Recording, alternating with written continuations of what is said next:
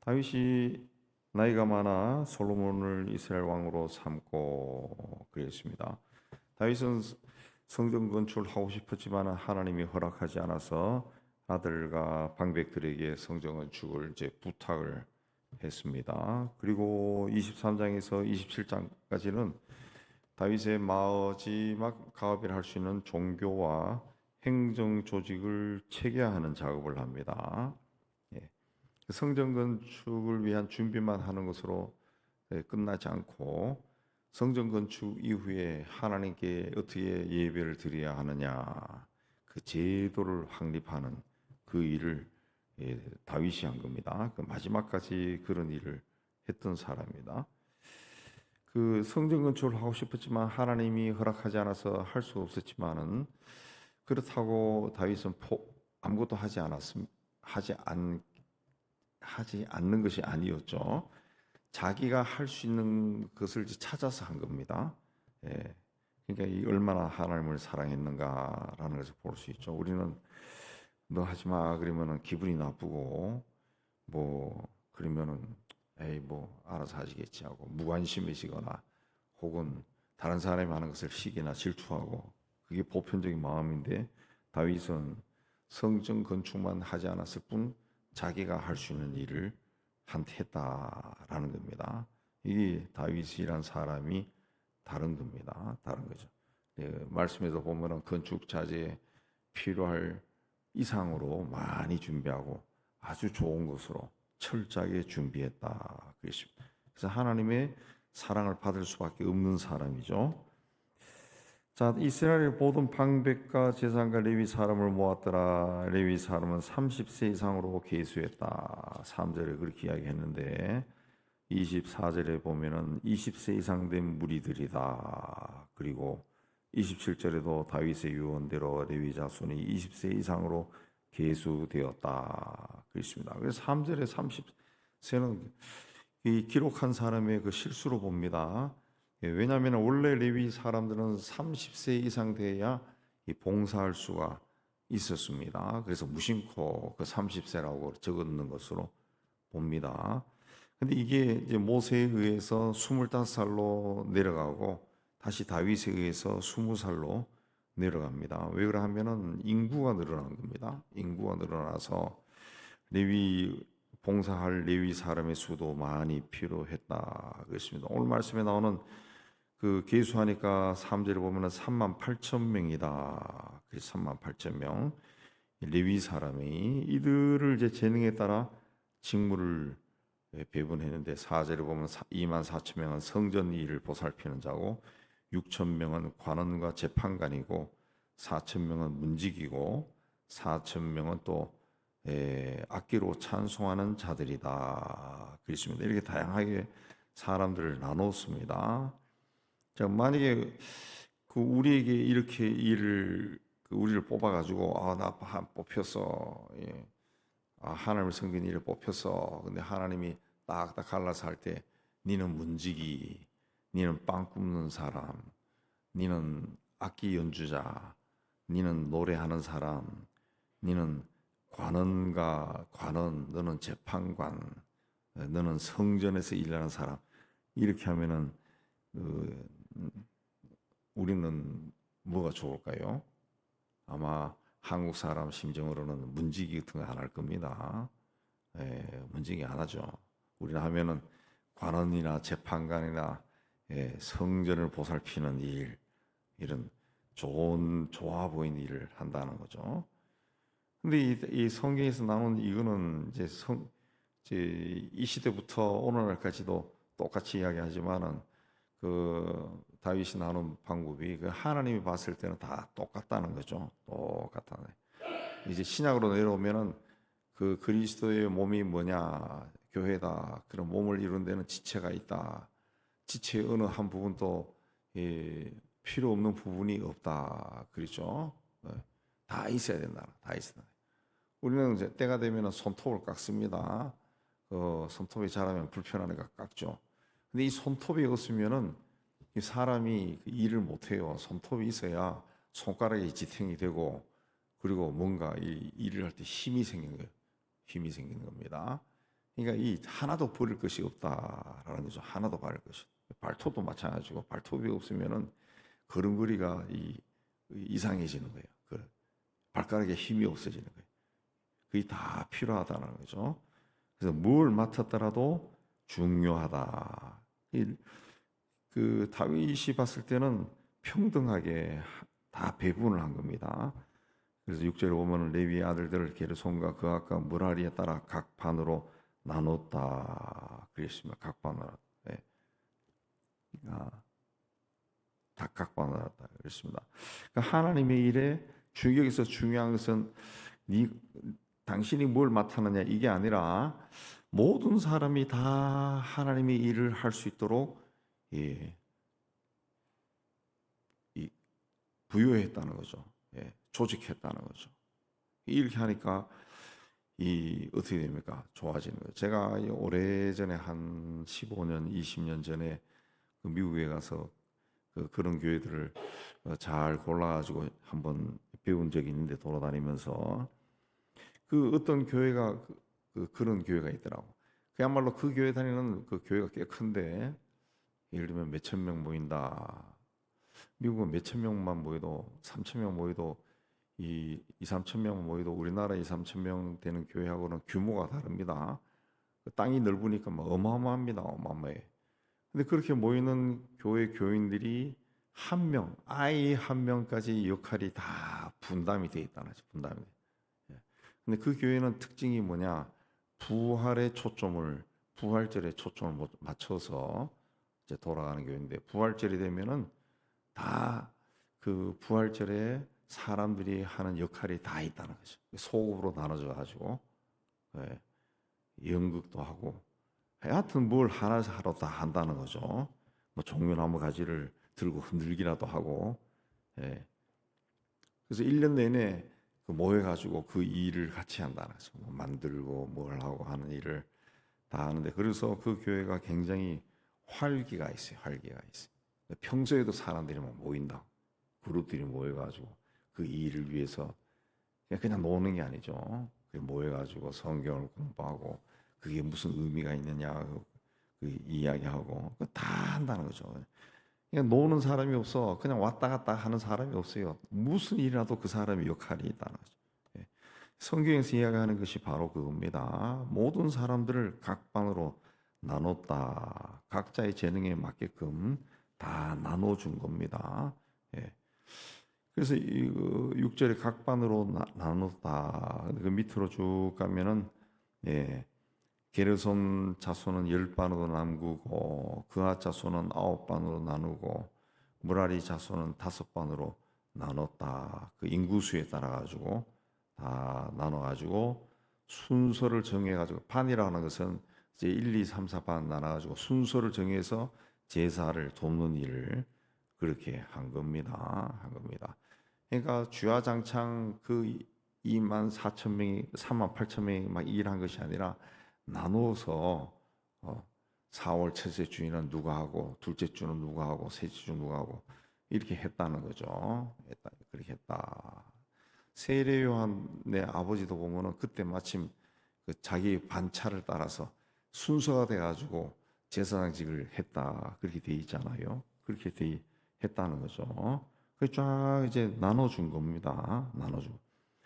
근데 14절에 보면은 모세의 아들들은 레위 지파 중에 기록되었다. 근데 하나님의 사람이다. 그렇게 나옵니다. 하나님의 사람이라고 하는 것은 하나님이 특별하게 쓰신 종들을 이해합니다. 왕이나 또 선지자나 이런 사람들에게 하나님의 사람 이런 말을 붙었는데 모세가 하나님의 사람이다 라고 했을 때는 이 사람은 특별한 사람이다. 그걸 이야기하는 거죠. 하나님이 특별히 사용한 종이다. 그렇게 이야기하는데 자, 하나님의 사람 모세의 아들들은 레위 지파 중에 기록되었으니 모세의 아들은 게르솜과 엘리에셀이다. 게르솜 아들 중에 스부엘이 우두머리가 되고 엘리에셀의 아들들은 우두머리 르하바라. 엘리에셀 이외에는 다른 아들이 없다. 그렇게 쭉 나옵니다.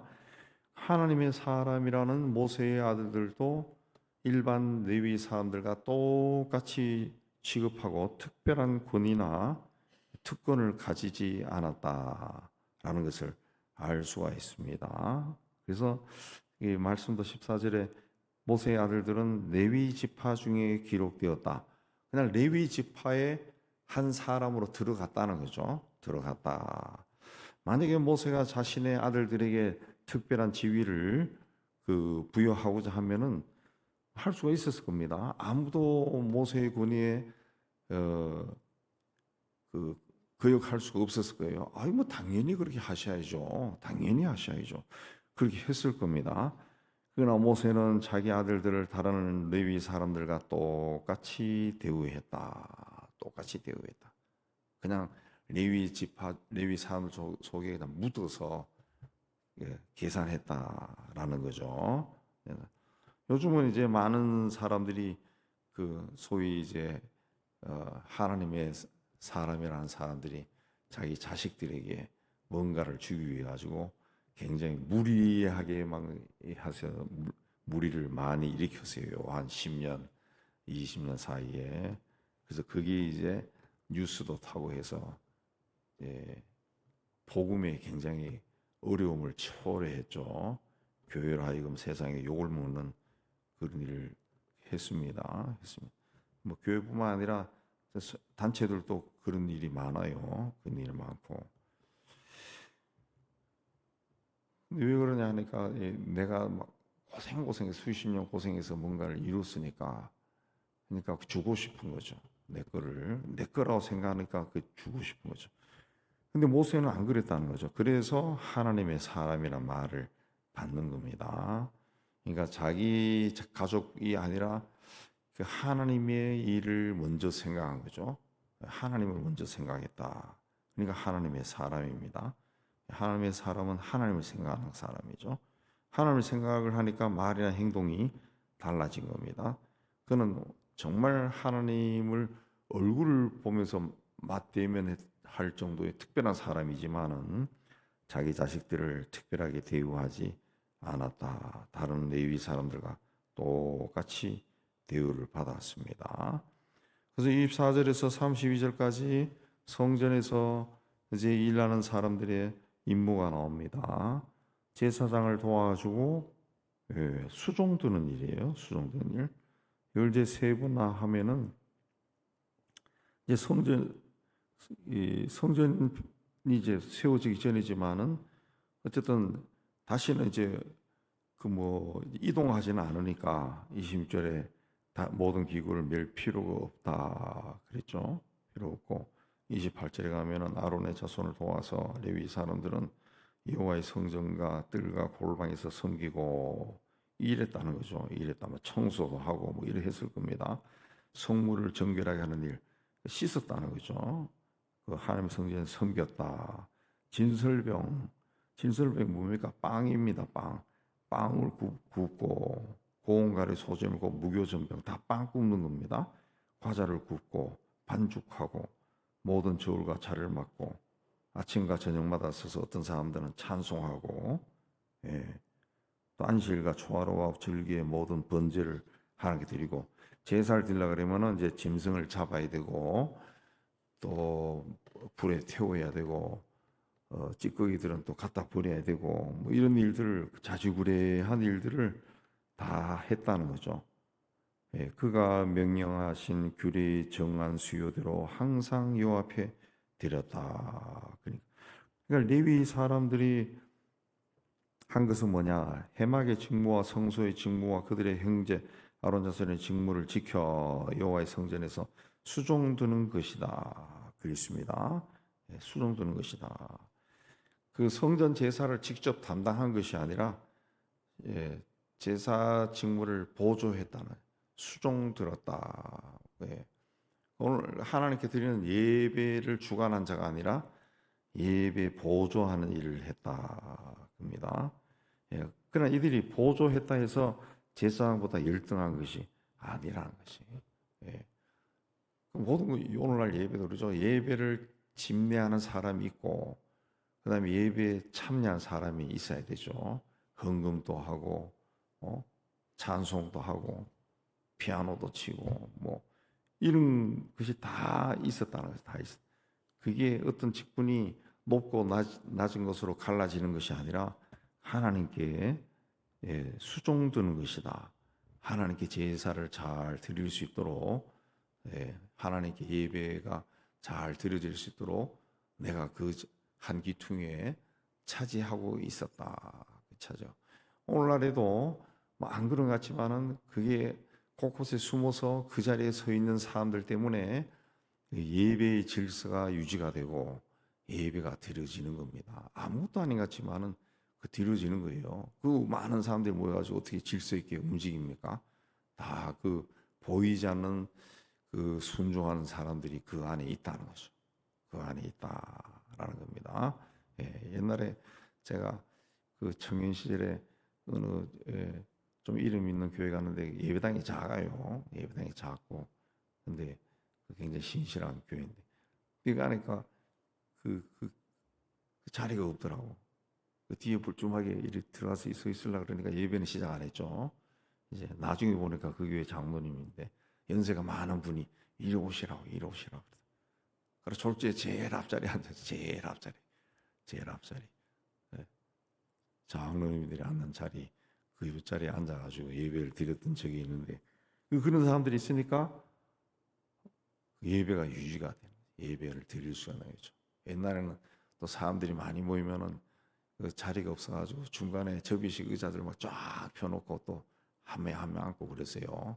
저도 그런 데 앉아봤는데 그런 것도 우리 한국 사람들은 앞에 나가는 걸 쭈삣쭈삣 탄다고. 그러니까 누군가가 데리고 가야죠. 데려가서 여기 앉으세요.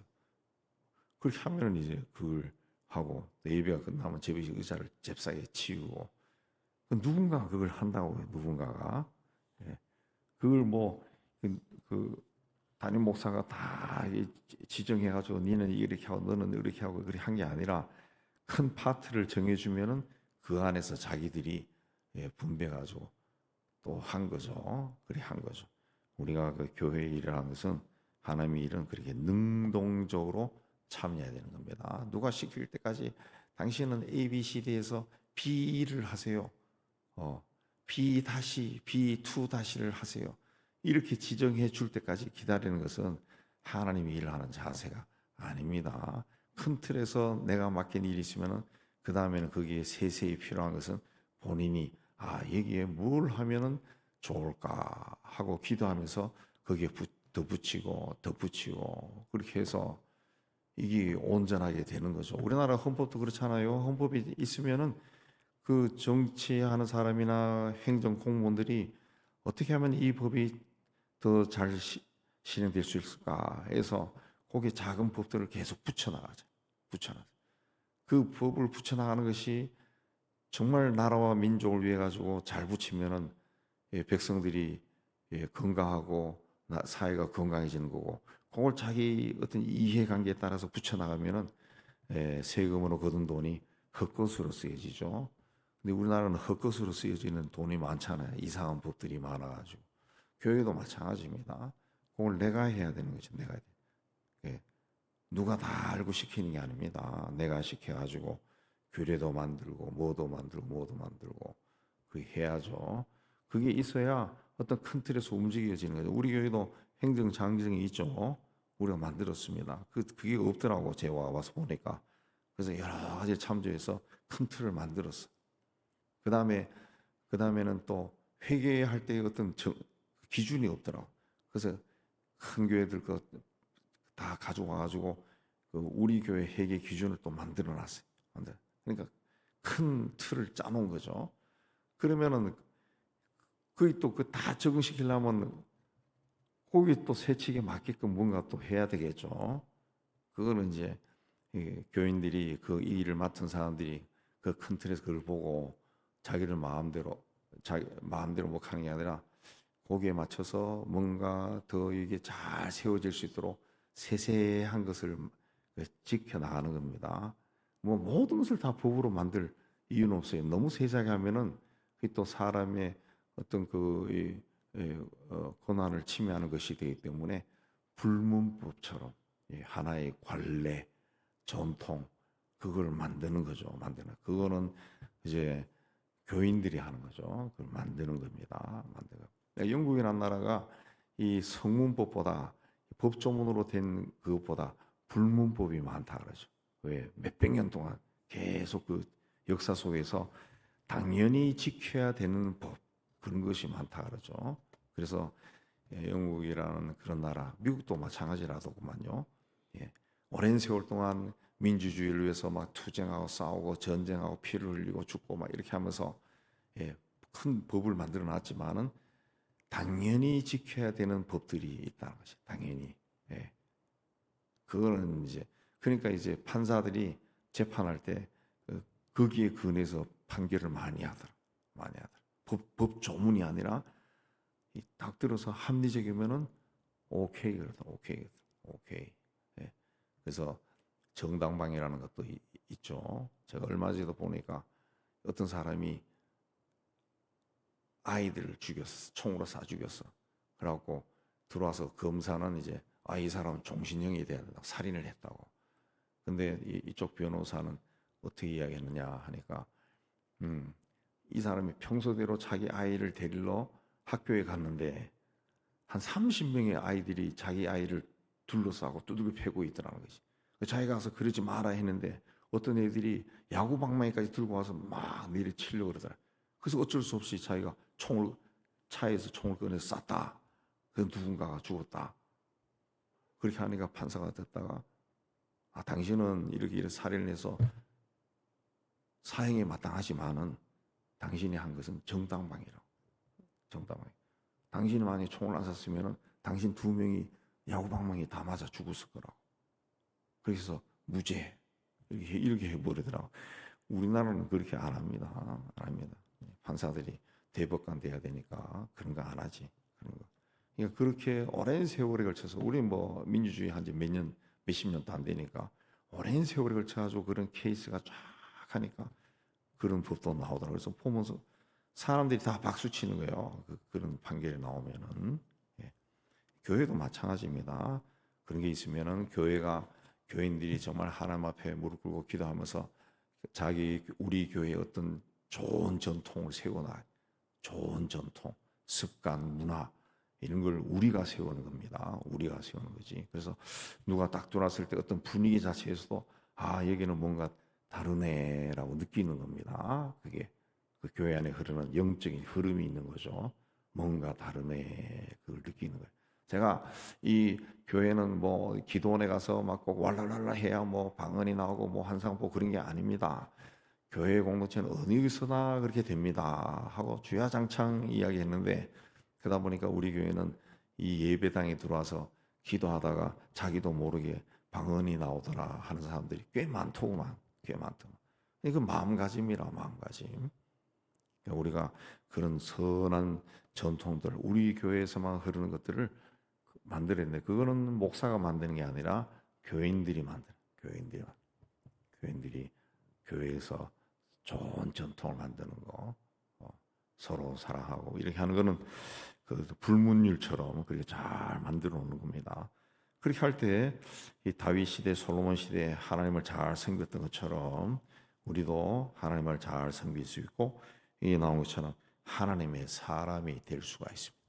여러분 모두 하나님 보실 때 하나님의 사람이다 그런 말을 듣기를 주님의 이름으로 축복합니다.